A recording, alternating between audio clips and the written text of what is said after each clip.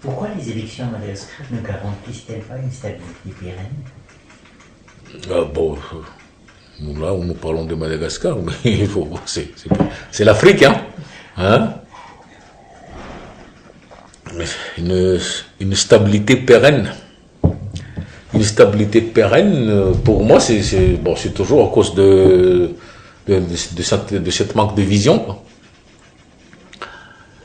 Et d'autant plus que les gens qui arrivent au pouvoir chez nous depuis 72, hein, ce sont la plupart d'entre eux, ce sont des gens qui ne s'étaient pas préparés à ça.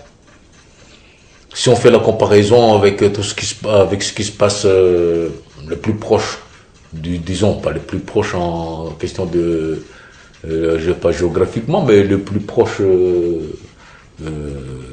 socialement parlant de nous, quoi, la France.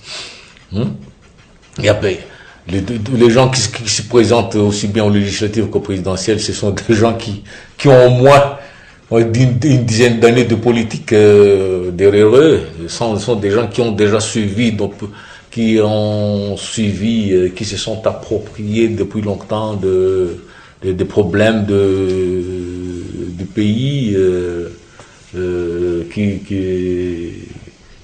qui savent ce qu'ils disent, qui sont convaincus de ce qu'il avance, voilà, tout ça.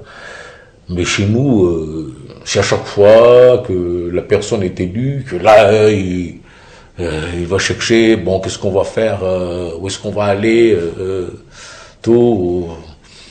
Et je crois que à chaque fois, c'est ça.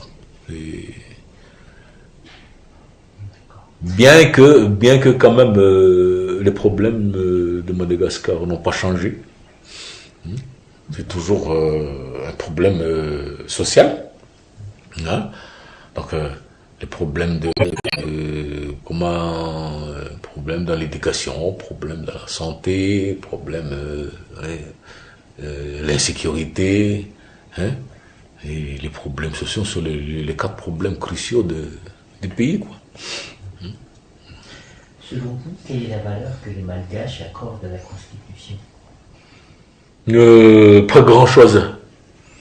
Pas grand-chose, parce que combien de Malgaches connaît le contenu de la Constitution? Parce que moi-même, à mon niveau, je peux pas dire que je maîtrise tout ce qui est dans cette Constitution, à part quelques articles. Ouais. Mais c'est ça aussi. C'est ça aussi.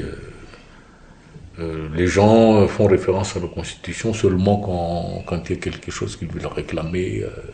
Mais encore, les gens, j'ai dit les gens, c'est une minorité, quoi. Ce sont les apprentis politiques. Que pensez-vous de ce que certains auteurs qualifient de conflit Mir-Nakoti? Pour moi, c'est un faux problème, ça. C'est un faux problème. D'ailleurs, on a toujours... ça, c'est un faux problème également que le colonisateur a su garder pour maintenir la politique de diviser pour régner. Oui. Donc il a créé ça, le problème Mir-Nakoti. Mais en fin de compte, c'est un problème qui ne doit pas exister. D'accord. Quels sont les impacts de la corruption sur la vie politique à Madagascar? Ouh, mais ça c'est un fléau. En ce moment, c'est vraiment un fléau. Et je crois que c'est le premier, la première maladie qui gangrène le pays et que si on ne fait pas attention, si on n'arrive pas à endiguer ça le plus tôt possible, c'est un cancer, quoi. Ça, c'est un cancer, vraiment. La démocratie libérale est-elle possible dans un pays pauvre? Je crois pas.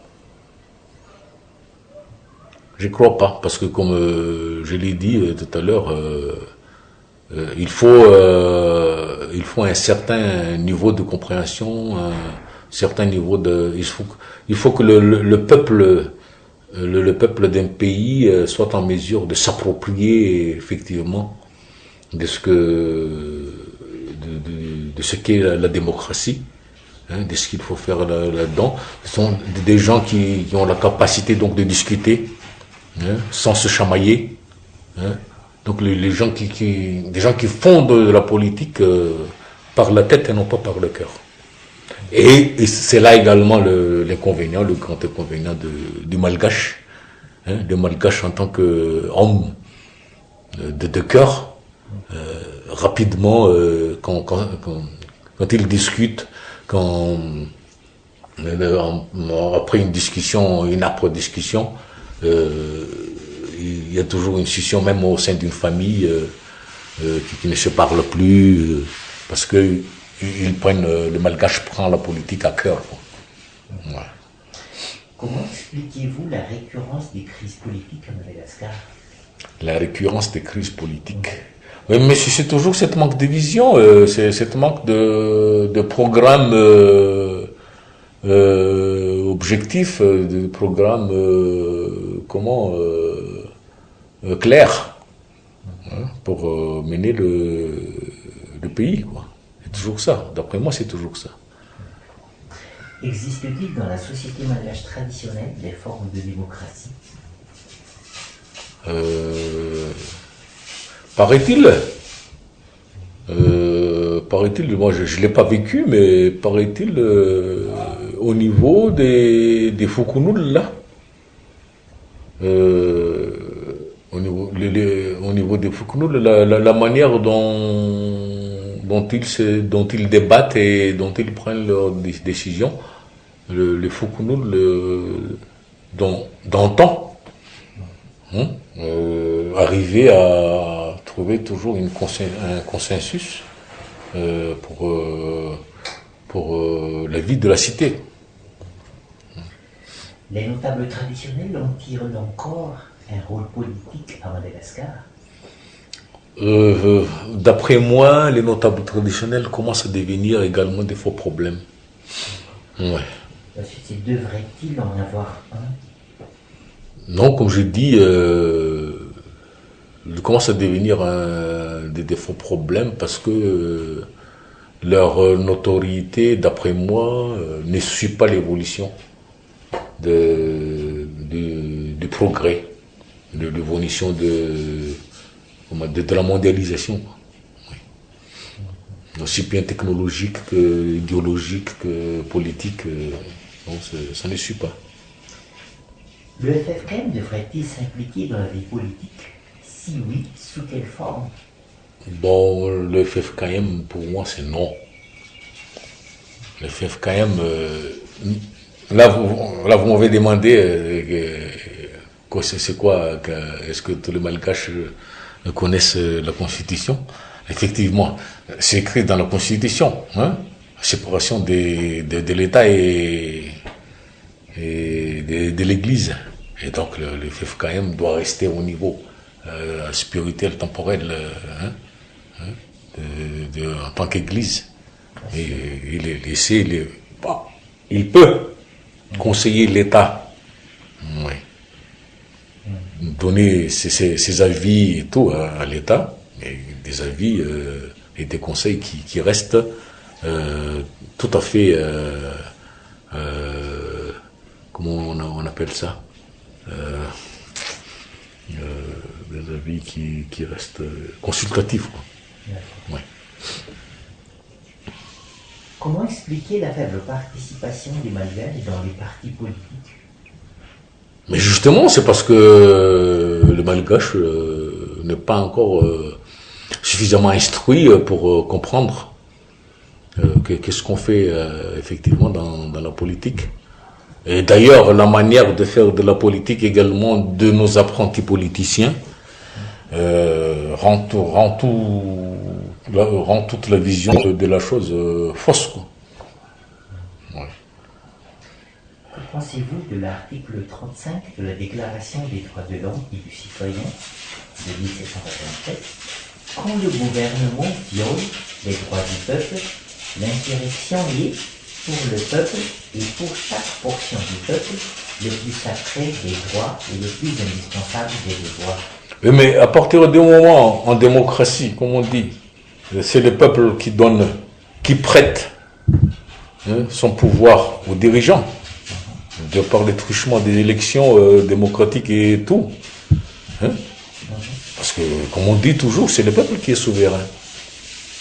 Les gens qui sont là, du président de la République jusqu'au planton de l'administration, ce sont des gens qui sont des salariés de la population.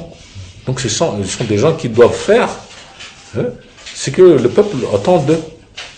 Donc s'ils ne sont plus capables de le faire, si ce qu'ils font ne satisfont plus la population, je crois que c'est la solution idoine de les dégager d'une manière ou d'une autre.